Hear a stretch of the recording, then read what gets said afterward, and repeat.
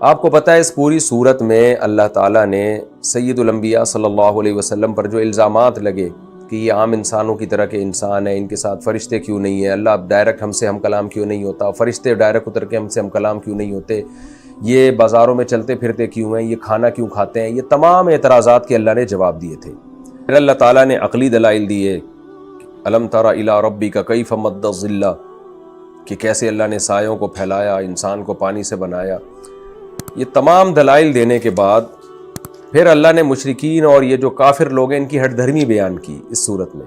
کان الکافر علی ربہ ظہیرا، کافر رب کا بڑا مخالف ہے، اتنے سارے دلائل دیکھ کے بھی وہ اگنور کرتا ہے ان دلائل کو۔ اب اللہ بتا رہے ہیں کہ اپنی کبریائی بیان کرنے کے بعد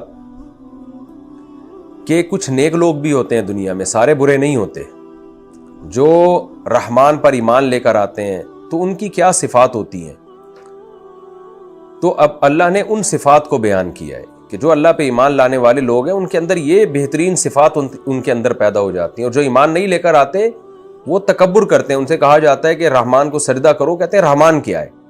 تو ایک قوم تو ایسی ہے جو نماز پڑھنے کے لیے تیار نہیں ہے، ایک سجدہ کرنے کے لیے تیار نہیں ہے، رحمان کا انکار کرتی ہے، اور ایک قوم ایسی ہے جو رحمان کی صفت رحمت جب دیکھتی ہے اس کائنات میں تو کیسے رحمان کے حکام کو فالو کرتی ہے۔ تو اللہ نے اس رکوع کی ابتدا کی، تبارک الذی جعل فی السماء بروجا، بہت برکت والی ہے وہ ذات جس نے آسمان میں ستارے بنائے، وجعل فیہا سراجا، اور بنایا اس نے آسمان میں ایک چراغ، وقمرا منیرا، اور ایک چاند چمکتا ہوا۔ کیسا پیارا لگتا ہے رات کے وقت آسمان، ستارے اس میں کیسے ٹمٹما رہے ہوتے ہیں، اور کیسے، اور یہ تو اب سائنس نے ترقی کر لی تو بتا دیا کہ جن چیزوں کو ہم ہلکا سمجھتے تھے، جن ستاروں کو، وہ اللہ کی قدرت کی کتنی بڑی دلیل ہے۔ کتنے ستارے ایسے ہیں جن کو آج ہم دیکھ رہے ہیں، حالانکہ یہ لاکھوں سال پہلے یہاں سے موو کر چکے تھے، آج ان کی روشنی ہم تک پہنچ رہی ہے، اور سورج سے لاکھوں گنا بڑے بڑے ستارے موجود ہیں۔ تو ایک عجیب اللہ کی قدرت ہے، ہم جس ستارے کو اتنا سا دیکھ رہے ہیں وہ سورج سے پتہ نہیں کتنا بڑا ہو، زمین تو کوئی حساب میں ہی نہیں آتی اس کے۔ تو یہ اللہ نے آسمان میں بنا دیے، اور اللہ کہتے ہیں دیکھنے میں کیسی خوبصورت زینت ہے، اور اس آسمان میں اس نے ایک چراغ بھی بنایا جس کو ہم سورج کہتے ہیں، کیونکہ ہمیں وہ روشنی دیتا ہے، اس لیے اللہ نے اس کو چراغ سے تعبیر کیا۔ وقمرا منیرا، اور ایک چمکنے والا چاند اللہ نے ہمیں عطا کیا۔ وَهُوَ الَّذِي جَعَلَ اللَّيْلَ وَالنَّهَارَ، اللہ وہ ذات ہے جس نے رات اور دن کو ایسا بنایا، خلفتاً، ایک دوسرے کے پیچھے آنے جانے والا۔ ایسے بھی کر سکتے تھے اللہ، جیسے نارتھ پول میں ہمیشہ دن رہتا ہے، 6 مہینے دن 6 مہینے رات، تو ایک پول ایسا ہوتا جہاں ہمیشہ رات ہوتی، ایک پول ایسا ہوتا جہاں ہمیشہ دن ہوتا، لیکن اللہ نے نظام ایسا بنا دیا زمین کو گھما کے، ادھر رات، اس کا خلیفہ دن، پھر دن کا خلیفہ رات۔ اللہ کہتے ہیں میں نے نظام بنایا، کیوں؟ لمن ارادہ، اس شخص کے لیے جو چاہتا ہے، ان یذکرا، کہ وہ نصیحت حاصل کر لے، او ارادہ شکورا، اور اس شخص کے لیے جو چاہتا ہے، جو ارادہ کرتا ہے شکر گزاری کا۔ کیا زبردست بلاغت ہے، اور کیا خوبصورت آیت ہے۔ یعنی اللہ کہتے ہیں میں نے یہ نظام کائنات اور یہ اتنا خوبصورت نظام جو سجایا ہے اس شخص کے لیے کہ بعض دنیا میں ایسے لوگ ہوتے ہیں جو چاہتے ہیں کہ ہمیں ہمارا محسن مل جائے نا تو ہم اس کا شکر ادا کریں۔ کچھ تو احسان فراموش ہوتے ہیں، ان کو کھانے پینے سے مطلب ہوتا ہے، ان کو اس سے کوئی مطلب ہی نہیں ہوتا کہ دینے والا کون ہے، تو وہ تو سائنسی ترقی میں الجھے رہیں گے، مادے پہ محنت کرتے رہیں گے، ان کو اس سے کوئی غرض نہیں ہے کہ ہم اپنے خالق کو تلاش کریں اور شکر کریں۔ تو لیکن کچھ لوگ ایسے ہوتے ہیں جو یہ چاہتے ہیں کہ ہمیں کوئی ملے، کوئی محسن ہو، پتہ چلے کون ہے ہمارا محسن، اور ہمیں پتہ چلے سیدھا راستہ کیا ہے۔ نصیحت کسے کہتے ہیں؟ سیدھا راستہ کسی کو بتا دینا، تو وہ سیدھے راستے کی تلاش میں ہوتے ہیں۔ تو اللہ کہتے ہیں میں نے اس کائنات میں یہ جو دن اور رات کا نظام بنایا اور یہ کائنات میں قدرت کے دلائل رکھے، تو یہ ان لوگوں کے لیے جو اچھا بننا چاہتے ہیں، نصیحت حاصل کرنا چاہتے ہیں، مجھے پہچاننا چاہتے ہیں، تو ان کے لیے میں نے یہ سب کچھ انتظام کر دیا ہے۔ میں چاہتا تو یہ انتظام نہ کرتا، انسان کو ویسے ہی پیدا کر کے چلا دیتا اس کائنات میں، اور اتنا حسن نہ رکھتا اس کائنات میں، اور ایسی مینجمنٹ پیدا نہ کرتا، لیکن میں نے یہ سارے کام اس شخص کے لیے کر دیے جو چاہتا ہے۔ جو نہیں چاہتے وہ تو نہیں کریں گے، لیکن اگر اللہ یہ قدرت نہ دکھاتا تو بہت سے لوگ خدا کو تلاش کرنا چاہتے مگر ان کو خدا نہیں ملتا۔ اب جو تلاش کرنے والا ہے اس کو مل جائے گا اللہ۔ کیسی زبردست اللہ نے اس میں ان لوگوں کے لیے جو شکر گزاری چاہتے ہیں اور سیدھا راستہ چاہتے ہیں، ان کے لیے کتنی بہترین آیت ہے یہ۔ تو اب دیکھیں نا، ایک جو لبرل اور سیکولر آدمی جب اس آیت کو پڑھے گا تو اس کے پہلے حصے یعنی وہ جب یہ سینٹنس اپنی زبان سے دہرائے گا تو وہ کیا کہے گا؟ اللہ نے زمین اور آسمان کو بنایا اور اللہ نے دن اور رات کو ایک دوسرے کے بعد آنے جانے والا بنایا تاکہ لوگوں کو سکون حاصل ہو یا تاکہ نظام زندگی چلتا رہے.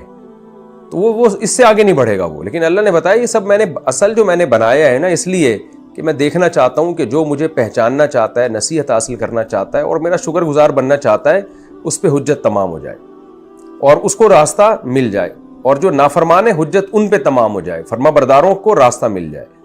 تو کائنات میں اس لحاظ سے غور کرنے والے آج دنیا میں موجود بہت تھوڑے لوگ موجود ہیں. زیادہ تر لوگ اس نقطۂ نظر سے، اس زاویے سے غور نہیں کر رہے. اب اللہ تعالیٰ ان لوگوں کی صفات بیان کرتے ہیں کہ جو اللہ کی آیتوں پہ ایمان لے آتے ہیں، کائنات میں غور کرتے ہیں، رحمان کو سجدہ بھی کرتے ہیں اور رحمان کے وجود پہ یقین بھی کرتے ہیں اور اس کے مکمل فرما بردار بن جاتے ہیں. میں بار بار کہتا ہوں قرآن کی عادت ہے کہ جب قرآن اچھے لوگوں کی صفات بیان کرتا ہے تو اعلیٰ درجے کے اچھوں کو بیان کرتا ہے، جب بروں کو بیان کرتا ہے تو اعلیٰ درجے کے بروں کو بیان کرتا ہے تاکہ اچھائی اور برائی کا ایک معیار سامنے آ جائے. پھر یہ آپ پر ہے کہ آپ کتنا اچھائی کی طرف مائل ہوتے ہیں اور کتنا برائی کی طرف مائل ہوتے ہیں. تو قرآن اچھے لوگوں کی صفات بیان کرتا ہے. وعباد الرحمن، رحمان کے جو بندے ہیں، یعنی وہ بندے جو اپنے آپ کو رحمان کا بندہ سمجھتے ہیں، ان کی کیا علامات ہیں؟ الذین، یہ وہ لوگ ہیں، یمشون علی الارض، جو چلتے ہیں زمین پر ہونا، عاجزی کے ساتھ، یعنی تواضع کے ساتھ، مطلب اکڑ کے اور تکبر سے نہیں چلتے. علامہ ابن کثیر رحمہ اللہ تعالی اور بہت سارے مفسرین نے اس آیت کی تفسیر میں لکھا ہے کہ اس آیت کا حاصل یہ ہے کہ نہ زبان سے تکبر کے جملے کہتے ہیں، نہ ان کا ایٹیٹیوڈ ایسا ہے جس سے لگے کہ یہ فرعون اور متکبر ہیں.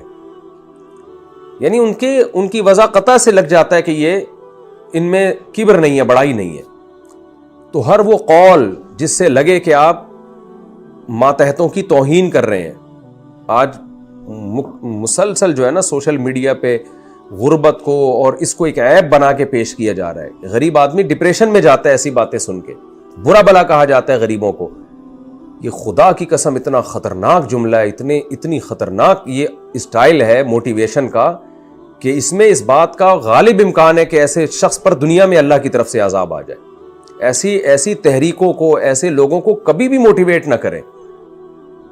اللہ نے اگر دولت دے دی، آپ کو شہرت دے دی، آپ اپنی اوقات نہ بھولیں. یہ سب بھیک میں ملا ہوا ہے اللہ کی طرف سے، کبھی بھی ان پہ فخر نہیں ہے.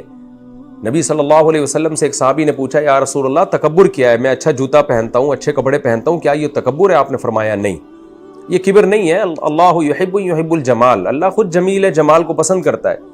لیکن تکبر کیا ہے؟ بطر الحق، حق کا انکار کر دینا. اور دوسری حدیثوں میں آتا ہے تکبر ہے دوسرے کو نیچا دکھانے کی کوشش کرنا. تو نبی صلی اللہ علیہ وسلم نے فرمایا قرب قیامت میں ایک بستی میں لوگ ناچ گانوں میں، عیاشی میں مشغول ہوں گے. ایک فقیر آئے گا بھیک مانگنے کے لیے، تو اس کو دھتکاریں گے ایسے کر کے نا، تو اسی وقت ان پر عذاب آئے گا اور وہ سارے زمین میں دھس جائیں گے. تو یہ جو غریب کا مذاق اڑانے کا ایک ٹرینڈ نکلا ہے نا ہماری سوسائٹی میں.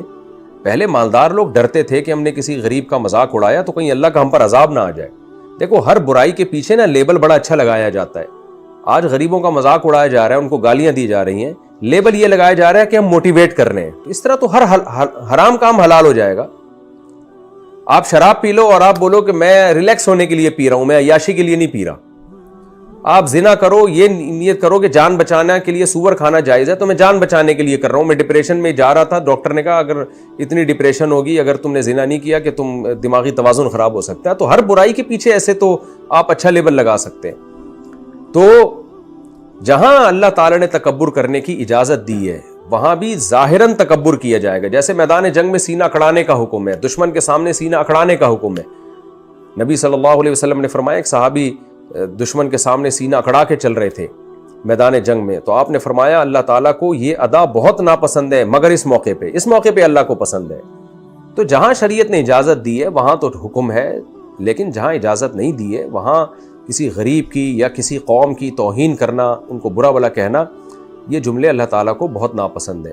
نبی صلی اللہ علیہ وسلم نے فرمایا پچھلی امتوں میں ایک شخص نے اچھا لباس پہنا، مالدار تھا، تو سینہ اکڑا کے نا لوگوں میں شو مارنے کے چل رہا تھا. اسی وقت اللہ کا عذاب آیا اور اللہ نے اس کو زمین میں دھسا دیا. قارون کے ساتھ کیا ہوا ہے؟ قارون نے صرف یہ کہا تھا کہ یہ دولت میں نے اپنی محنت سے اپنے ہنر سے کمائی ہے، اس کی اللہ نے اس کو سزا دی ہے اور اللہ نے زمین میں دھسا دیا۔ آج جو مالدار جس طرح غریبوں کا مذاق اڑا رہے ہیں نا، میں سمجھتا ہوں اس طرح توہین قارون نے بھی نہیں کی تھی۔ تو ایسی تحریکوں کو، ایسے لوگوں کو کبھی بھی آپ پروموٹ نہ کریں جن کو بات کرنے کی تمیز نہیں ہے، جو ہر وقت فرعونیت والا لب و لہجہ ان کا ہوتا ہے، میں، چاہے وہ مذہبی اسکالر ہی کیوں نہ ہو۔ مذہبی اسکالرز میں بھی بڑا تکبر آتا ہے۔ بعض مذہبی اسکالرز ہیں جو میں کرتے رہتے ہیں، میں نے یہ کیا، میں نے یہ کیا، میں نے یہ کیا۔ ایک دفعہ موسیٰ علیہ السلام نے کہہ دیا تھا، بخاری کی حدیث ہے، کہ سب سے زیادہ علم میرے پاس ہے۔ حالانکہ صحیح بات کی تھی موسیٰ علیہ السلام نے، یقیناً اس وقت سب سے زیادہ علم حضرت موسیٰ کلیم اللہ کے پاس تھا، لیکن اللہ کو یہ انداز پسند نہیں آیا، اور کیسے اللہ نے تنبیہ کی موسیٰ علیہ السلام کو خضر علیہ السلام کے پاس بھیجا۔ پھر تو یہ میں کے جو آج کل کے اسکالرز آ رہے ہیں نا، جو تکبر سے جن کے دماغ خراب ہو گئے ہیں، اور اسی طرح کچھ ایسے لوگ آ رہے ہیں جو اپنے آپ کو موٹیویشنل اسپیکر کہتے ہیں اور غربت کو ایسا عیب بنا کے اور ایسی توہین کر رہے ہوتے ہیں غریبوں کی، یہ سب چیزیں اس آیت میں داخل ہیں۔ تو صرف چال نہیں ہے، ہر وہ عمل، یعنی ظاہر سے بھی آپ کے تکبر نہیں جھلکنا چاہیے۔ البتہ بعض دفعہ تکبر ہوتا نہیں ہے، لگتا ہے کہ یہ کبر ہے، تو خود انسان بہت جلدی فیصلہ نہ کرے بلکہ اصحاب علم سے پوچھے۔ بعض دفعہ ایسا ہوتا ہے کہ وہ کبر نہیں ہوتا، بلکہ کسی شخص کو لوگ بہت تنگ کر رہے ہوتے ہیں تو ان سے جان چھڑانا شروع کر دیتا ہے، تو لوگ کہتے ہیں دیکھو تکبر ہے، اب ملتا نہیں ہے صحیح طریقے سے۔ تو وہ ایک آدمی افورڈ ہی نہیں کر سکتا نا اتنے لوگوں سے ملاقاتیں، تو مینیج کرنا پڑتا ہے اس کو، تو وہ کبر میں داخل نہیں ہوگی وہ چیز۔ تو اس آیت کا خلاصہ یہ نکلا کہ کبر اللہ کو ناپسند ہے۔ وَلَا تَمْشِ فِي الْأَرْضِ مَرَحًا، زمین پہ اکڑ کے مت چلو، اسٹائل ایسا نہ بناؤ کہ سمجھے کہ میں کوئی بہت بڑا فنٹر ہوں۔ آج میں نے بہت سے لوگوں کو دیکھا ہے، کچھ پیسہ آتا ہے گلے میں سونے کا لاکٹ ڈال کے۔ میں اسلام آباد گیا، ایک نوجوان کو میں نے دیکھا، بہت پیسہ اس کے پاس، 8-10 لوگوں کا، اس کے دوست و یاروں کا ایک گروپ ہے اس کے ساتھ، اور ادھر ایک سونے کا لاکٹ، ایک سونے کی انگوٹھی، اور شو مارنا، اور ایسے سینہ کھڑا کے چل رہا ہے۔ کل مرو گے بھائی، اس کیڑے کھائیں گے اس لاش کو۔ 2 سیکنڈ لگتے ہیں انسان کی اوقات سامنے آنے میں، 2 سیکنڈ لگتے ہیں۔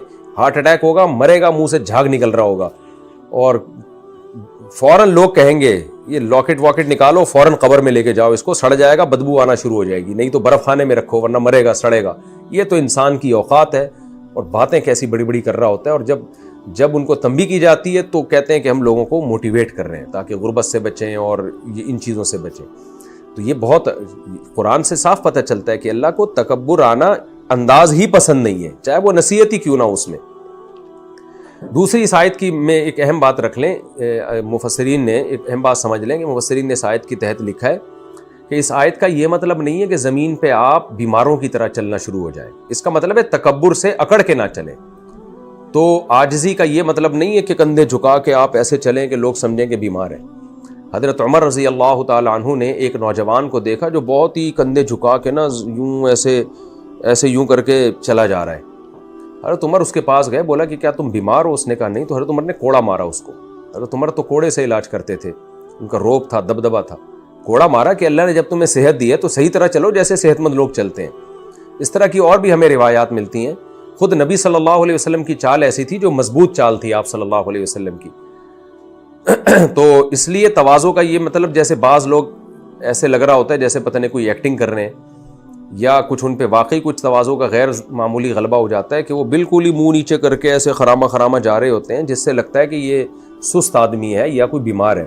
تو مفسرین نے باقاعدہ اس کی وضاحت کی ہے روایات پیش کر کے کہ یہ چال اسلام میں پسندیدہ اور محمود نہیں ہے۔ یہاں عاجزی سے چلنے کا مطلب یہ ہے کہ تکبر نہ ہو، اکڑ نہ ہو، سینہ کڑا کے جیسے میرے جیسا کوئی نہیں ہے، یا میرے پاس ابھی نیا پیسہ آیا ہے۔ نیا جب کسی کے پاس دولت آتی ہے، شہرت آتی ہے نا، تو اپنی اوقات بھول جاتا ہے وہ۔ تو یہ مطلب ہے کہ تواضع کا، کہ اکڑ کے نہ چلو، یہ مطلب نہیں ہے کہ بیماروں کی طرح چلو۔ وَإِذَا خَاطَبَهُمُ الْجَاهِلُونَ قَالُوا سَلَامًا، فرمایا اور جب ان سے جاہل لوگ بات چیت کرتے ہیں تو یہ سلامتی کی بات کرتے ہیں۔ کیا مطلب؟ جہالت کا جواب جہالت سے نہیں دیتے، یعنی سلامتی کا مطلب وہ بات کرتے ہیں جس سے شر دور ہو جائے۔ سلامتی کسے کہتے ہیں؟ شر سے سلامتی۔ تو راجح تفسیر اس کی یہی ہے کہ سلامتی کی بات کرتے ہیں، وہ بات جس سے شر بھڑکے نہیں۔ بعض دفعہ کوئی جاہل آدمی آپ سے الجھتا ہے، آپ اس کو ایسا جواب دیتے ہیں کہ پھر وہ لا متناہی سلسلہ ایک شروع ہو جاتا ہے، اس کی تو سمجھ میں آتا نہیں ہے، اس کا تو مینٹل لیول ہی نہیں ہوتا، اور بھی بہت سے جاہل اس کے گرد اکٹھے ہو جاتے ہیں، تو آپ کی تمام صلاحیتیں جو پازیٹیو کام میں صرف ہو سکتی تھیں وہ ساری کی ساری اس 2-4 آدمیوں کے پیچھے ہی زندگی آپ کی خراب ہو جاتی ہے. تو اللہ فرماتے ہیں کہ وہ تو جاہل ہے, تم جاہل نہیں ہو. جو رحمان کے بندے ہیں وہ جاہل نہیں ہوتے, وہ دیکھتے ہیں کہ رحمان کس کام میں خوش ہوگا. تو اسی وجہ سے اس آیت کی تفسیر میں علماء نے لکھا ہے, مفسرین نے لکھا ہے کہ جہاں جواب نہ دینے میں شر پھیل رہا ہو تو پھر وہاں جواب دینا جاہل کو بھی واجب ہے, کیونکہ قرآن کہہ رہا ہے قالوا سلاما, یہ وہ بات کرتے ہیں جس سے شر دفع ہو. تو بعض دفعہ جواب دینے میں شر دفع ہوتا ہے, لیکن اکثر اگنور کرنے میں شر دفع ہوتا ہے. تو چونکہ یہ آیت بھی مکی ہے, وہاں صحابہ کرام کو جو مشرکین کے طعنے پیش آتے تھے اور مشرکین کی طرف سے الٹے سیدھے اعتراضات ہوتے تھے, تو اگر وہ جواب دینے میں لگ جاتے تو ساری زندگی اسی میں لگ جاتی. تو اس کو بھی سامنے رکھا جائے تو یہی مطلب معلوم ہوتا ہے کہ صحابہ کرام کو حکم دیا جا رہا ہے برداشت کرنے کا, کہ بھئی ان کے جواب کے در پہ مت ہو, اپنے کام میں لگے رہو. ایک دفعہ حجت تمام کر دو, دلائل ان کے سامنے رکھ دو, بحث مباحثہ نہ کرو. تو یہ آیت اس بات کی دلیل ہے کہ جو دیندار لوگ یا اہل حق لوگ جاہلوں ہی کی اصلاح میں ساری زندگی کھپا دیتے ہیں وہ غلط کرتے ہیں اس آیت کی روشنی میں. اور جہالت کا جواب جہالت سے نہیں دینا چاہیے, جہالت کا جواب میں خاموش رہ جائے زیادہ بہتر ہے. اور علماء سے ہم نے سنا ہے کہ جو جاہل لوگ پروپیگنڈا کرتے ہیں ایک دفعہ مثبت انداز میں جواب دے دیا جائے, اس کے بعد ان کو چھوڑ دیا جائے. ان کی تحریکیں, ان کے فتنے خود ہی دب جاتے ہیں. کبھی نہیں آپ نے دیکھا ہوگا کوئی باطل شخص وہ زیادہ عرصہ چلاؤ, یا تو اس کی زندگی میں ہی وہ لوگ اس سے بدگمان ہو جاتے ہیں, یا اس کے مرنے کے بعد اس کا سارا سیٹ اپ ختم ہو جاتا ہے, یا ختم نہیں ہوتا تو وہ چینج ہو جاتا ہے. اکثر بدعتی فرقے آپ نے دیکھے ہوں گے, جو ان کی بنیاد تھی نا یہ اس پہ قائم نہیں رہتے, یہ چینج ہو جاتے ہیں, پھر اگلی صدی میں اور زیادہ چینج ہو جاتے ہیں. تو کبھی یہ ایک جگہ پہ ٹکتے نہیں ہیں. لیکن حق کیا ہے, وہ 1400 سال پہلے تھا اور 1400 سال سے کنٹینیو اسی طرح چلا آ رہا ہے. تو وَإِذَا خَاطَبَهُمُ الْجَاهِلُونَ قَالُوا سَلَامًا, فرمائے یہ سلامتی کی بات کرتے ہیں. اور دوسرا مطلب اس آیت کا یہ بھی ہے کہ سلام کر کے اپنا راستہ نکال لیتے ہیں, بحث مباحثہ نہیں کرتے, یعنی لڑائی کی بات نہیں کرتے, بلکہ بھائی السلام علیکم, اللہ کی آپ پر سلامتی ہو, اور نکل جاتے ہیں. لڑائی جھگڑے کی بات نہیں کرتے, کیونکہ اس سے فساد کم ہونے کے بجائے اور زیادہ بڑھ جاتا ہے. وَالَّذِينَ يَبِيتُونَ لِرَبِّهِمْ سُجَّدًا وَقِيَامًا, انسانوں کے ساتھ تو ان کا یہ معاملہ ہے کہ تواضع کے ساتھ چلتے ہیں, انسانوں کے سامنے شو بازی نہیں کرتے, نہ زبان سے نہ اپنے کسی اور ایٹیٹیوڈ سے. یہ تو, اور پھر انسانوں کے جاہلوں کے ساتھ الجھتے بھی نہیں ہیں. یہ انسانوں کے ساتھ معاملہ ہے. اللہ کے ساتھ معاملہ کیا ہے؟ والذین یبیتون لربہم, یہ وہ لوگ ہیں جو راتیں گزارتے ہیں اپنے رب کے لیے, سجدن سجدہ کرتے ہوئے, وقیاما, اور قیام کرتے ہوئے, یعنی نماز پڑھتے ہوئے. چونکہ نماز میں سجدہ اور قیام ایک بہت اہم ارکان ہے, اس لیے اللہ نے ان کو ہائی لائٹ کیا. مراد ہے نماز پڑھنا, ورنہ قیام بذات خود کوئی عبادت نہیں ہے. تو کثرت سے نمازیں پڑھتے ہیں, راتوں کو تہجد پڑھتے ہیں. میں نے بتایا نا کہ اللہ تعالیٰ جب اچھے لوگوں کی صفات بیان کرتا ہے تو اعلیٰ درجے کے اچھے, تو اعلیٰ درجے کے جو اچھے لوگ ہیں وہ تو تہجد کے پابند ہوتے ہیں, راتوں کو سجدے کرتے ہیں اللہ کے سامنے. کیوں سجدے کرتے ہیں؟ والذین یقولون, یہ وہ لوگ ہیں جو یہ کہتے ہیں, یعنی یہ دعا مانگتے ہیں, ربنا, اے ہمارے رب, اصرف عنا عذاب جہنم, ہم سے جہنم کے عذاب کو دور کر دے. یعنی یہ اللہ کے خوف سے راتوں کو اللہ کو پکارتے ہیں. آپ نے دیکھا ہوگا کسی کا کوئی کام اٹکا ہو, کوئی وظیفہ کسی نے بتا دیا ہو, وہ بھی رات کو جاگ رہا ہوتا ہے. لیکن یہ کیا وظیفہ ہے ان کا وظیفہ یہ ہے, یہ وظیفہ جو رات کو پڑھ رہے ہیں تہجد کا اور دعائیں مانگ رہے ہیں, اس لیے کہ ان کو پتہ ہے کہ ایک دن حساب و کتاب کا آنے والا ہے, پتہ نہیں ہمارا بنے گا کیا اس دن. تو دن میں بھی اچھے اعمال, اور رات کو پھر اللہ سے مانگتے ہیں کہ اللہ اس عذاب کو ہم سے دور کر دے جو کافروں کے لیے تو نے تیار کر کے رکھا ہے اور نافرمانوں کے لیے. کیوں؟ ان عذابھا کان غراما, اس کا عذاب بہت سخت ہے, چمٹ جانے والا عذاب ہے, جان نہیں چھوٹے گی اس سے. تو اے اللہ اس عذاب کو ہم سے دور رکھ. انہا ساعت مستقرا و مقاما, اے اللہ وہ کتنا برا ٹھکانہ ہے اور کتنا برا مقام ہے. یعنی اللہ کو بتا رہے ہوتے ہیں کہ اللہ تو نے جہنم بہت ہی برا ٹھکانہ بنایا نافرمانوں کے لیے, تو ہم کیسے اس برے ٹھکانے کو برداشت کر سکتے ہیں. تو راتوں کو اٹھ کے اللہ کے سامنے دعائیں مانگتے ہیں. آج وہ لوگ بھی بہت کم رہ گئے دنیا میں جو جہنم کی آگ سے پناہ اور جنت کی طلب میں اللہ کے سامنے اٹھتے ہوں. سورہ سجدہ کے دوسرے رکوع میں ہے نا, تتجافى جنوبهم عن المضاجع, ہمارے نیک بندوں کے پہلو رات کو بستروں سے جدا ہو جاتے ہیں. یدعون ربهم خوفا وطمعا, اپنے رب کو جہنم کے خوف سے اور جنت کی لالچ میں پکارتے ہیں. تو ہر طرح کے مسائل کے لیے اللہ کو پکارنے والے لوگ موجود ہیں, مگر جنت کی طلب والے اور جہنم کا خوف رکھنے والے لوگ دنیا سے کم ہوتے چلے جا رہے ہیں، کیونکہ ہمارے دماغ میں دنیا ہی سوار ہو گئی ہے، دنیا ہی سب، پیسہ چاہیے، دولت چاہیے، شہرت چاہیے، یہ سب چاہیے۔ نبی صلی اللہ علیہ وسلم نے فرمایا جس نے آخرت کو اپنا غم بنا لیا تو اللہ اس کے سارے دنیا کے غموں کو ختم کر دیتا ہے، اس کی ایک ہی فکر بنا دیتا ہے، اور جس نے آخرت کو فکر نہیں بنایا اللہ لاکھوں ہزاروں فکریں اس کے اوپر مسلط کر دیتے ہیں۔ یہی ہے آج کے دنیا کی فکریں مسلط ہو کے سکون پھر بھی نہیں ہے۔ انہا ساءت مستقرا ومقاما والذین اذا انفقوا لم یسرفوا ولم یقتروا وکان بین ذلک قواما۔ اہل جنت کی ایک بہت بڑی علامت یہ ہے کہ اسراف بھی نہیں کرتے اور کنجوس بھی نہیں ہوتے۔ جہاں اللہ نے خرچ کرنے کا کہا وہاں خوب خرچ بھی کرتے ہیں۔ اسراف کا مطلب بار بار بیان کر چکا ہوں، اپنی حیثیت سے زیادہ خرچ نہیں کرتے کہ کل کسی سے بھیک مانگنا پڑے، اپنی چادر دیکھ کے پاؤں پھیلاتے ہیں۔ اور یقتروا، ایسا بھی نہیں ہے کہ مال جمع کر کے رکھتے ہیں، جیسے آج میجورٹی کی عادت ہے، پلاٹ بنا لیے، جائیدادیں بنا لیں، بینکوں میں اتنا پیسہ رکھ لیا، اور جب ان سے کہا جاتا ہے یہ قارون کا خزانہ لے کے کیا قبر میں جاؤ گے، تو ایک ہی ہر ایک کے پاس بھائی بچوں کے لیے بنایا ہے۔ پھر بچہ اپنے لیے کچھ نہیں کرتا، پھر وہ اپنے بچوں کے لیے سوچنا شروع کر دیتا ہے، تو پتہ نہیں اپنے لیے کون بناتا ہے دنیا میں۔ تو آپ کے باپ نے آپ کے لیے بنایا تھا لیکن وہ آپ کے کام نہیں آ رہا، بلکہ آپ ٹینشن لے کے اپنے بچوں کی ٹینشن لے کے دنیا سے جا رہے ہو۔ تو جب بچہ دنیا میں آتا ہے تو خوب سمجھ لیں 2 عدد ہاتھ اور 2 عدد پاؤں بھی لے کے آتا ہے، صرف پیٹ نہیں لے کے آتا، اس کے اندر بھی اللہ نے کمانے کی صلاحیت رکھی ہے۔ تو اتنا مال بچوں کے لیے جمع کریں جو اعتدال سے ہو، ورنہ بچوں ہی کے نام پہ قارون کے، اور بچے ہوتے کہاں، 1-2 بچوں کے لیے کیا کرنا ہے جمع کر کے، وہ تو ویسے ہی 2 ہاتھ 2 پاؤں لے کے آیا کر لے گا وہ اپنا سب کچھ۔ بیٹیوں کی شادی ہو جاتی ہے، وہ سسرال میں چلی جاتی ہیں، لیکن ہوس دیکھیں آپ، بنائے جا رہے ہیں، جمع کرتے چلے جا رہے ہیں۔ اور صدقے خیرات کیا ہوتے ہیں، کئی مولوی صاحب سے تقریر سن لی تو وہ 5 روپے وہ وائپر جو ہوتا ہے نا، اس کو گاڑی کا شیشہ صاف کرنے والا، اس کو پکڑا دیے، تو 8-10 روپے وہاں جمع کرا دیے۔ تو کچھ اللہ کی راہ میں دنیا میں جیسے بڑی بڑی رقمیں انویسٹ کرتے ہیں نا، انویسٹ کرتے ہیں تاکہ اس کا ہمیں کچھ پروفٹ آئے، تو ایسے ہی ایسی رقمیں آخرت کے لیے انویسٹ کرنا سیکھیں۔ جو آخرت پر ایمان کرنے والے ہوتے ہیں وہ کنجوس نہیں ہوتے۔ ہاں، اپنی حیثیت سے زیادہ خرچ نہ کریں کہ کل آپ کو یا آپ کے بچوں کو بھیک مانگنا پڑے، اتنا نہ کریں۔ آگے اللہ تعالیٰ فرماتے ہیں والذین لا يدعون مع اللہ الہا آخر، یہ وہ لوگ ہیں جو اللہ کے ساتھ کسی اور کو نہیں پکارتے، کیونکہ ایسی کچھ صفات تو مشرکین میں بھی تھیں۔ مشرکین میں بڑے بڑے سخی گزرے تھے، تو وہ خوش ہو سکتے تھے مشرک لوگ کہ بھائی ہم بھی یہ خرچ کرتے ہیں خوب اللہ کی راہ میں۔ جو نبی صلی اللہ علیہ وسلم کے چچا ابو طالب تھے وہ تو بہت سخی تھے، تو مشرک بھی خوش ہو سکتے ہیں، لیکن اللہ نے فرمایا نا، یہ وہ لوگ ہیں لا يدعون مع اللہ الہا آخر، یہ اللہ کے ساتھ کسی اور کو نہیں پکارتے۔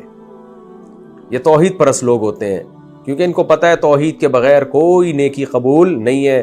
وَلَا يَقْتُلُونَ النَّفْسَ الَّتِي حَرَّمَ اللَّهُ، اور یہ کسی ایسی جان کو قتل نہیں کرتے، چاہے وہ مومن ہو یا کافر ہو۔ نفس کا لفظ اللہ لے کر آئے، کسی بھی جان کو قتل نہیں کرتے جس کو اللہ نے حرام کر دیا، یعنی جس کے قتل کو حرام کر دیا۔ الا بالحق، ہاں حق کے ساتھ، کیا مطلب؟